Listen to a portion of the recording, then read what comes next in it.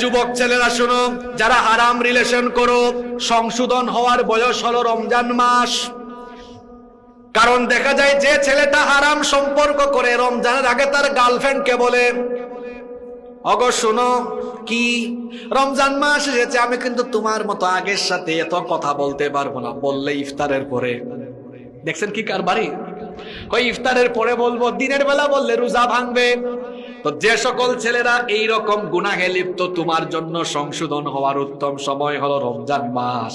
এই যে সুবহে সাদেক থেকে নিয়ে শুরু করে ইফতারের আগ পর্যন্ত লম্বা একটা সময়, রোজার সম্মানে তুমি যেভাবে একটা মেয়ের সাথে কথা বলো না, আরে ভাই 12 ঘন্টা 14 ঘন্টা যদি কথা না বলে থাকতে পারো, তাহলে বাদ বাকি 8-10 ঘন্টাও কথা না বলে থাকা যাবে কি যাবে না? যারা সিগারেট খান, সিগারেট ছেড়ে দেওয়ার একটা সুন্দর প্রশিক্ষণ আছে রমজান মাসে, আছে না? দেখবেন কিছু কিছু লোক আছে, তারা প্রত্যেকদিন 1 প্যাকেট খায়া ফেলে। কি জিনিস আপনারা চিন্তা করছেন? একবার আমি একজনকে পাইছে, কয় হুজুর আমার 3 প্যাকেট লাগে। আমি বললাম, ভাই আপনি জিনিস খান, কয় প্যাকেট? 3 প্যাকেট। আহারে, যারা ধূমপান করে এরা অযথা পয়সা নষ্ট করে, এই পয়সাগুলো বাঁচানো গেলে এগুলো পরিবারের কাজেও লাগানো যাবে। শুনেন, আমার কথা কি কষ্ট পাচ্ছেন?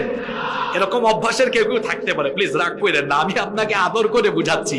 এই যে ধূমপানের অভ্যাস ছেড়ে দেওয়ার একটা সুন্দর সুযোগ আসতেছে রমজান মাসে। যতই সিগারেটের প্রতি নেশা থাকুক না কেন, আপনি সাহরি থেকে ইফতার পর্যন্ত না খাইয়া থাকতেই। তবে আমি অনেককে দেখেছি ইফতারের সময় 1 জুগ পানি খাইয়া কয় আমি আসতেছি। এখন আমি এক ইফতার মাহফিলে গিয়েছি গত বছর, 1 লোক পানি খেয়ে মারছে দৌড়, খেজুর একটা খায়া। আমি বললাম, ভাই কি হয়েছে? কই আমি আসতেছি, আমি আসতেছি। একটু পরে যে জায়গায় চিপার মধ্যে গেছে, দেখলাম ধোঁয়া উড়ে। আমি বললাম, কি ব্যাপার, আগুন লাগছে নাকি এখানে? কয় না, আগুন লাগাইছে, আগুন লাগে নাই। আগুন লাগাইছে, আগুন লাগে নাই। বললাম বুঝি নাই, একটু বুঝায় বলেন। কয় গিয়ে আগুন ধরাইছে, টানে কি করে।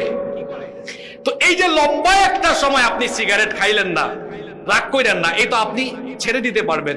আপনি এক কাজ করেন, এতদিন খাইছেন তো একবারে ছাড়তে পারবেন না, আসেন এভাবে একটা প্ল্যান নেন যে যেহেতু একটা সুযোগ পাইছি রমজান মাসে, আগে খাইতাম দিনে 1 প্যাকেট, এখন আমি প্রথম 5 রমজান ট্রাই করব যে ইফতার থেকে নিয়ে সাহরির আগ পর্যন্ত বেশি হলে 4-5টা খাবো। কয়টা? 4-5টা খান। 5 থেকে 10 রমজানের টার্গেট নেন, ইফতার থেকে সাহরি পর্যন্ত 2টা খাবেন। 10 থেকে 15 ট্রাই করেন, 1টা খাবেন। 15 থেকে বাকি 15 দিন চেষ্টা করেন একটাও খাবো না। দেখবেন রমজানের পরে এই ধূমপানের কুঅভ্যাস একদম ছেড়ে দিতে পারবেন ইনশাআল্লাহ। সুদখুররা কি করবে? এরা রমজান মাসে বড় কায়দা করে সুদ খায়। টাকা যাদেরকে দিয়েছে, এই দিনের বেলা আইসো না, আমি কিন্তু রোজাদার। আমার দেশে মসজিদের সামনের কাতারের বহু নামাজি আছে যারা এলাকার টাটকা টাটকা সুদখুর। এরা মসজিদেও থাকে সামনের কাতারে, এলাকার সুদখুরদের তালিকা হলে তাও থাকবে ওখানে সামনের কাতারে। তো ওই সুদখুরদেরও ভালো হওয়ার একটা সুযোগ আছে। কয় দিনের বেলা আসিও না, রাতের বেলা আসিও। যারা ঘুষ টুস খায় অফিসে, দিনের বেলা ঘুষ নিয়ে, তুমি অসময়ে এসেছো, এখন আসছো কেন? আচ্ছা এসেছো যেহেতু, আবার রমজানে ঘুষ বলে না, কয় হাদিয়া গুলা তোমার হাতে তুমি ড্রয়ারে রেখে যাও, ইফতারের পর আমি বান্ডেল খুলবো। তো এই যে সুদখুর হোক ঘুষখুর হোক, একটু হলেও তো রোজাকে ইজ্জত দিচ্ছে। এই জিনিসটাকে যদি সে হৃদয়ঙ্গম করে পরিপূর্ণ সম্মান দিতে গিয়ে তার পাপ থেকে গুনাহ থেকে নিজে বেঁচে থাকার চেষ্টা করে, ইনশাআল্লাহ 1 মাসের প্রশিক্ষণ কোর্সের মাধ্যমে সে আল্লাহওয়ালা মুত্তাকি পরহেজগার আত্মশুদ্ধির মাধ্যমে নিজেকে টাটকা ইমানদার বানানোর সুযোগ পাবে। আলহামদুলিল্লাহ পড়েন। তাহলে রমজানে হাদিয়া কয়টা? জোরে বলেন কয়টা? 1 নাম্বার সিয়াম, উদ্দেশ্য আমাদেরকে আল্লাহওয়ালা বানানো। 2 নাম্বার রমজানে আরেকটা জিনিস আল্লাহ দিয়েছেন, এটা কি? জোরে বলেন। এটা হলো শ্রেষ্ঠ হাদিয়া। মাশাআল্লাহ, প্রধান এমপি সাহেব না? আচ্ছা, প্রধান অতিথি আজকের মাহফিলের সম্মানিত প্রধান অতিথি জননেতা আলহাজ এনামুল হক বাবুল, মাননীয় সংসদ সদস্য যশোর 4, তিনি এসেছেন। আমরা তাকে আজকের এই তাফসীর মাহফিলের পক্ষ থেকে মোবারকবাদ জানাচ্ছি, আহলান ওয়া সাহলান ওয়া মারহাবান বিক। এবং আমরা দোয়া করছি তিনি ব্যস্ততার মধ্যেও কোরআনের এই মাহফিলে এসেছেন, আল্লাহ তাআলা যেন তাকে কোরআনের জন্য, দ্বীন ইসলামের খেদমতের জন্য কবুল করে নেন। আমরা সকলে বলি আমিন। আল্লাহ যেন তাকে সুস্বাস্থ্য দান করেন, জনগণের খেদমতের জন্য যে যোগ্যতা, দক্ষতা, প্রজ্ঞা, আমানতদারিতা এবং স্বচ্ছতার গুণাবলী প্রয়োজন, সকল গুণে আল্লাহ যেন তাকে গুণান্বিত করে দেন। আমরা সবাই বলি আমিন। আপনারা কি আছেন নাকি ঘুমাই গেছেন? রাত হইলেও না হয় ঘুমাই যেতেন, দিনের বেলা তো ঘুমানোর কোনো সুযোগ নাই। সবাই দুপুরে খেয়েছেন তো? কারা কারা খাইয়ে আসেন নাই? আহারে, কয়েকজন আছে তো, না খাইয়ে আসলেও তো এখানে খাওয়ানোর কোনো ব্যবস্থা নাই। তো বলছিলাম, রমাদানে আমাদের জন্য হাদিয়া কয়টা? জোরে বলেন। 1 নাম্বার সিয়াম, 2 নাম্বার কোরআনের কথা বলছি এখানে। কিয়ামটা একটু আমি শেষে নিয়ে আসবো। কোরআন আল্লাহ দিয়েছেন, এই মাসে আল্লাহ কোরআন নাজিল করেছেন। নবীজির কাছে হেরা গুহায় কোরআন নাজিল হয়েছে কোন মাসে? রমাদানের লাইলাতুল কদরে। এই যে আল্লাহ তাআলা কোরআন আমাদেরকে দিয়েছেন, এটা হচ্ছে রমজানের শ্রেষ্ঠতম হাদিয়া। শুধু রমজানের শ্রেষ্ঠতম হাদিয়া নয়, এটা হচ্ছে আমাদের জীবনের সবচাইতে বড় নিয়ামত। কারণ আল্লাহ যদি আমাদেরকে দয়া করে এই কোরআন না দিতেন, তাহলে আমরা গুমরাহির সাগরে নিমজ্জিত থাকতাম। আসসালামু আলাইকুম, ভালো আছেন? আসেন আসেন আসেন আসেন আসেন।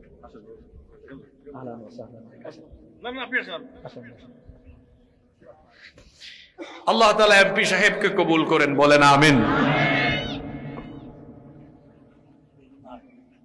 তো আমি বলছিলাম 2 নম্বর হাদিয়া হচ্ছে কোরআন, এবং এটি হচ্ছে রমজানের শ্রেষ্ঠ হাদিয়া। কোরআনের কারণেই রমজানের দাম বেড়েছে, কোরআনের কারণেই রমজানের দাম বেড়েছে।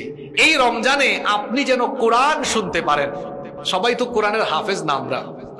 রমজানে আপনি যেন কোরআন শুনতে পারেন, এজন্য আল্লাহ তাআলা কিয়ামের ব্যবস্থা করে দিয়েছেন, যাতে করে আপনি কিয়ামের মাধ্যমে বা তারাবিহের মাধ্যমে পুরা মাস আপনি যেন এই কোরআনুল কারীম শুনতে পারেন।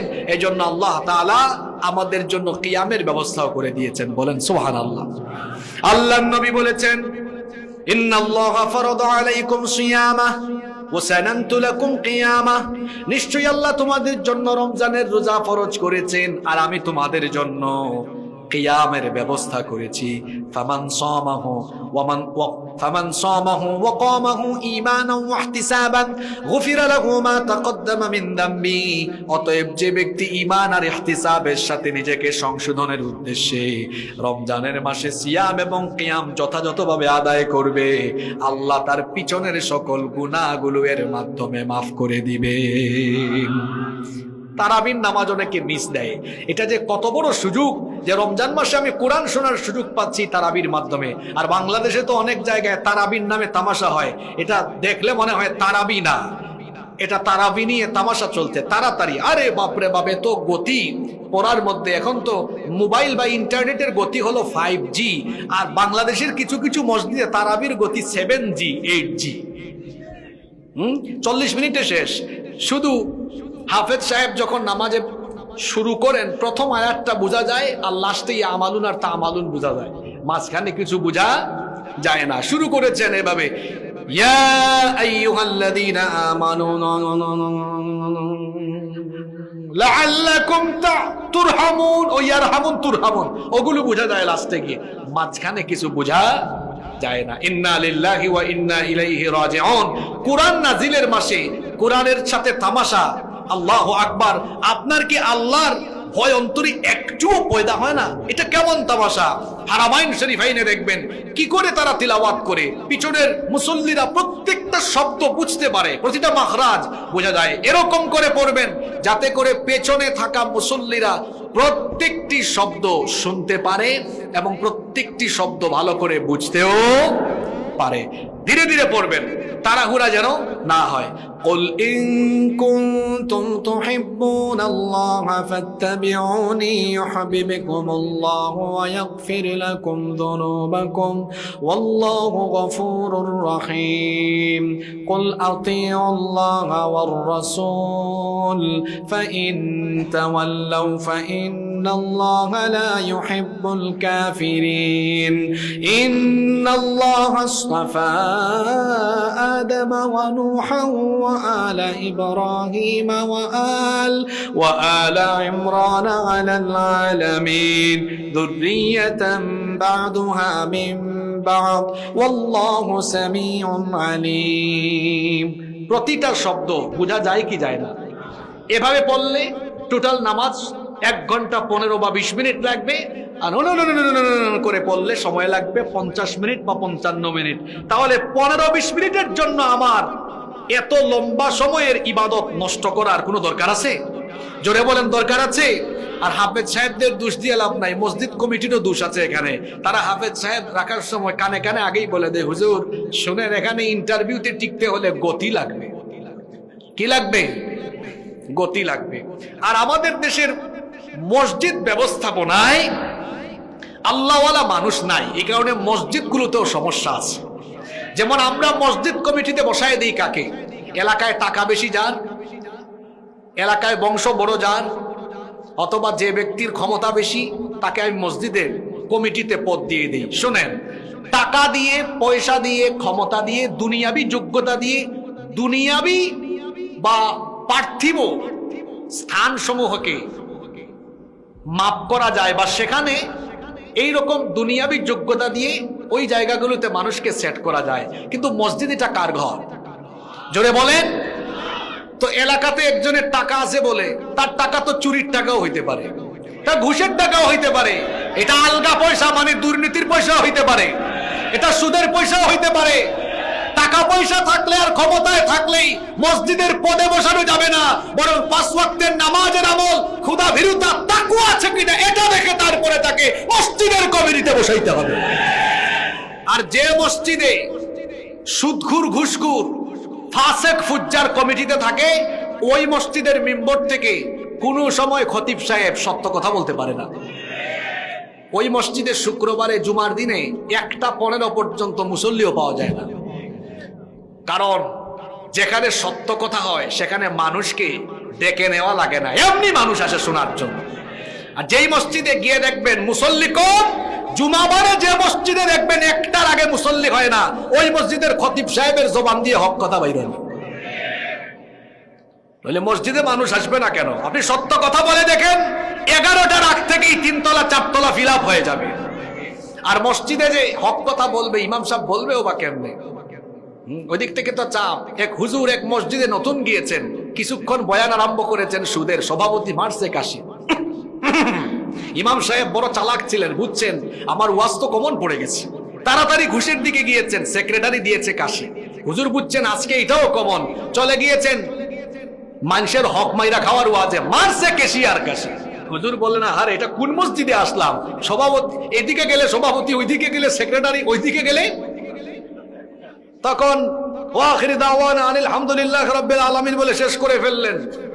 এই রকম সুদখোর, ঘুষখোর, অন্যায় অপরাধে লিপ্ত ব্যক্তিদের দ্বারা মসজিদ পরিচালনা হলে মসজিদগুলোতে হকের আওয়াজ বন্ধ হয়ে যাবে। মসজিদগুলোতে থাকবে 5 ওয়াক্তের নামাজি, আল্লাহওয়ালা, আল্লাহ আর আল্লাহ রাসূল এবং আখিরাতের প্রতি জবাবদিহিতার অনুভূতি যাদের আছে, এই ধরনের লোকগুলো দ্বারা মসজিদের ব্যবস্থাপনা যদি হয়, মসজিদ কমিটি যদি চলে, ওই মসজিদগুলোতে সত্যিকার অর্থে দ্বীনের খেদমত হবে। আল্লাহ বুঝার তৌফিক দান করেন। সম্মানিত ভাইয়েরা, আমি বলছিলাম কোরআনের মাসে আপনি যেন কোরআন শুনতে পারেন, আল্লাহ তারাবিহের ব্যবস্থা করে দিয়েছেন। এই তারাবানি আপনারা তামাশা করবেন না। গতকাল ফেসবুকে একটা ভিডিও দেখলাম, আল্লাহু আকবার, আল্লাহু আকবার, আল্লাহু আকবার, আল্লাহু আকবার, মানে খুব দ্রুত চলতেছে। এটা নামাজ না তামাশা? আল্লাহু আকবার, এরকম যেন না হয়। তাহলে রমজানের 3 নম্বর হাদিয়া হলো কি? কোরআন। এই কোরআনের মাসে আপনি কোরআন যেন শুনতে পারেন, তারাবিহের ব্যবস্থা করে দেওয়া হয়েছে। সবাই তারাবিহের নামাজে যাবেন তো? আর যুবকরা কি করে? তারা তারাবিহের নামাজে গিয়ে তারা মোবাইলে ফেসবুক চালায়। ফেসবুক চালায়, দেখবেন অনেক মসজিদে এই চিত্র আছে। কারণ সে জানে তারাবিহের নামাজ, খতমে তারাবি চলছে, হুজুর কমপক্ষে 10 মিনিট তেলাওয়াত করবে, এজন্য সে হেলান দিয়া বসা থাকে। হুজুর যখন আল্লাহু আকবার বলে যায়, মোবাইল তখন তাড়াতাড়ি করে পকেটে ঢুকে যায়, আল্লাহু আকবার। কে বলেন এরকম আছে? খবরদার, এটি করবেন না। মসজিদে যাওয়ার পরে এমনটা করবেন। আচ্ছা, এই 8 রাকাত 10 রাকাত আর 20 রাকাতের ঝগড়া আসতেছে। খন্দকার আব্দুল্লাহ জাহাঙ্গীর রাহিমাহুল্লাহ স্যার একটা সুন্দর কথা বলেছিলেন যে দেশের যুবকরা শোনো, তোমরা হুজুরদের ঝগড়া আর রাজনীতিবিদদের ঝগড়ায় নিজেদেরকে জড়াইও না। 8 রাকাত 10 রাকাত 20 রাকাত এগুলা নিয়ে ঝামেলা করে কোনো লাভ নাই। ওমর রাদিয়াল্লাহু আনহুর জামানায় 20 রাকাত চালু হয়েছে, সেই সময় সাহাবীরা পড়েছেন, তো 20 রাকাত চলতে চলুক না, এটা নিয়ে এত বেশি ঝামেলা করিয়া লাভ নাই। আবার কোন এলাকায় যদি দেখা যায় তারা ওই এলাকার সবাই মিলে সম্মত আমরা 10 রাকাত লম্বা করে পড়ব, ওরাও পড়ুক এটা। অর্থাৎ আমরা যেন আমাদের মধ্যে ফাটল সৃষ্টি না করি। গত 1 মাস ধরে এত কষ্ট লাগতেছে, দেখতেছেন আপনারা আলেমদের কাদা ছোড়াছুরি, এই কাদা ছোড়াছুরি বন্ধ হওয়া দরকার। হুজুরে হুজুরে মহব্বত থাকা দরকার। বক্তৃতার সময় ওই হুজুর কাফের, ওই হুজুর এটা ফাসেক, এটা না বলে কমিটি যে 1 ঘন্টা সময় দিয়েছে, এই 1 ঘন্টা মানুষকে ঈমান এর গুরুত্ব বোঝান, মানুষকে আমল বুঝান, কিভাবে উম্মতকে এক রাখা যায় সেই কথা বলেন। উম্মতের ঘরে আগুন লেগেছে, আপনি সেখানে কেরোসিন ঢালিয়া আরো আগুন বাড়াইয়া দিয়েন না, বরং পানি ঢালার চেষ্টা করেন। আল্লাহ আমাদেরকে কথাগুলো বুঝবার তৌফিক দান করেন, বলেন আমিন।